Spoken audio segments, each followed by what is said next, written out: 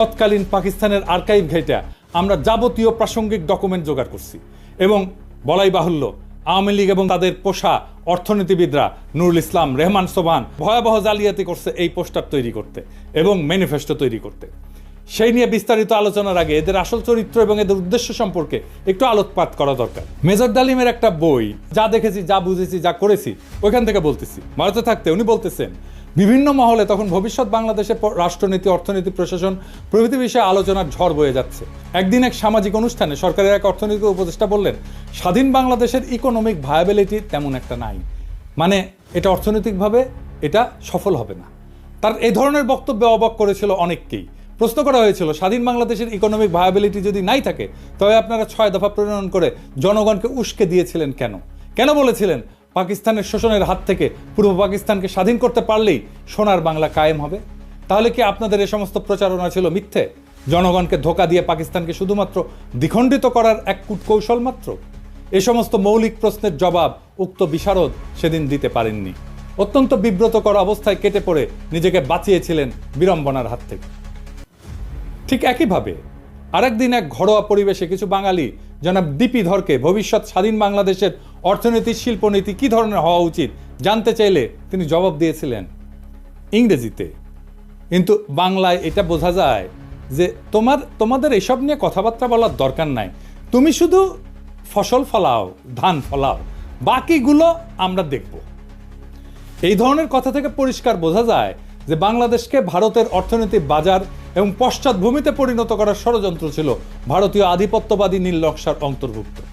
শুধু কি তাই, বাংলাদেশের অর্থনীতিকে সম্পূর্ণভাবে বাংলাদেশের উপরে ভারতীয় নিয়ন্ত্রণ নিশ্চিত করার খায়েশটাও পরিষ্কারভাবে ধরা পড়েছিল জনাব ধরের বক্তব্যে। এই হচ্ছে বাঙালির মুক্তির সনদ প্রণেতাদের দৃষ্টিভঙ্গি, যারা নিজেরাই স্বাধীন বাংলাদেশে বিশ্বাস করত না, যারা সর্বদা ভারতকেই তাদের তীর্থভূমি হিসেবে কল্পনা করেছে আজীবন। গোলাম আজমের বই জীবনে যা দেখলাম, এখান থেকে একটা অংশ আমি পড়ে শোনাই।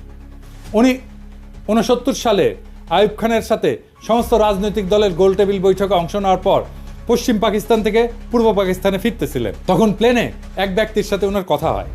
একজন 6 দফা প্রণেতার দাবি, গোলটেবিল বৈঠক ব্যর্থ পরিণতির পর থেকে করাচি থেকে ঢাকা ফিরে আসার পথে বিমানে এক ভদ্রলোকের অত্যন্ত আগ্রহ ও উৎসাহ নিয়ে আমার সাথে হাত মিলালেন। আমি তাকে চিনলাম না। আমার পাশের আসনে বসা ভদ্রলোক অনুরোধ করে তার আসনে নিয়ে বসালেন এবং তিনি এসে আমার পাশে বসলেন। আমি বিস্মিত হয়ে তার পরিচয় জানতে চাইলাম। ধারণা করেছিলাম আদর্শিক দিক থেকে নিকটবর্তী হবেন, তাই আমার সাথে ঘনিষ্ঠ আলাপ করতে চান। অচিরেই টের পেলাম যে তিনি সম্পূর্ণ বিরোধী ক্যাম্পের লোক।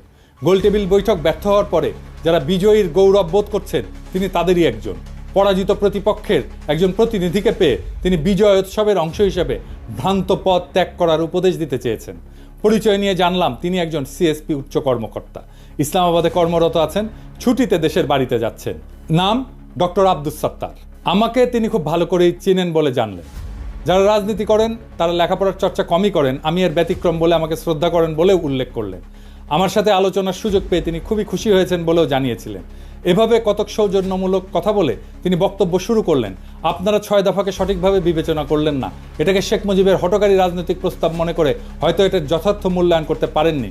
এটা শেখ মুজিবের মাধ্যমে পেশ করা হয়েছে বটে, কিন্তু এর প্রণেতা 18 জন পিএইচডি, এর মধ্যে বিভিন্ন বিশ্ববিদ্যালয়ের প্রফেসর এবং সরকারি বেসরকারি উচ্চপদস্থ ব্যক্তিত্ব রয়েছেন। এটা অত্যন্ত সুচিন্তিত এবং সুপরিকল্পিত ফর্মুলা, যা 8 কোটি বাঙালির ভাগ্যের দ্রুত পরিবর্তন করবে। আমি জিজ্ঞেস করলাম, ওই 18 জন পিএইচডির মধ্যে আপনি নিশ্চয়ই অন্যতম? তিনি জোশের সাথে দাবি করলেন যে তিনিও এই সংগঠকদের একজন। আমি জানতে চাইলাম, এই 18 জনের সবাই কি বাঙালি? তিনি আরও উৎসাহের সাথে বললেন যে তারা সবাই বাঙালি জাতীয়তার বিশ্বাসী।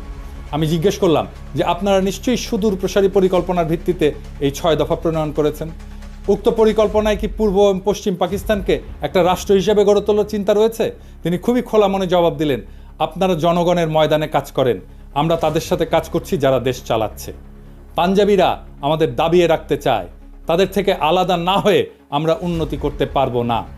আমাদের 2 অঞ্চলের মাঝখানে ভারত, এ অবস্থায় এক রাষ্ট্রের অন্তর্ভুক্ত থাকা অস্বাভাবিক।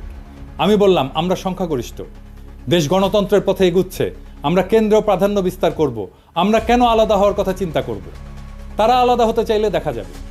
এর জবাবে তিনি এমন কথা বললেন যা শুনে আমি চমকে গেলাম। তিনি বললেন, বাঙালি জাতি হিসাবে আমাদেরকে চিন্তা করতে হবে 47 সালে বাঙালি জাতিকে বিভক্ত করায় আমরা জাতি হিসেবে দুর্বল হয়ে গেছি।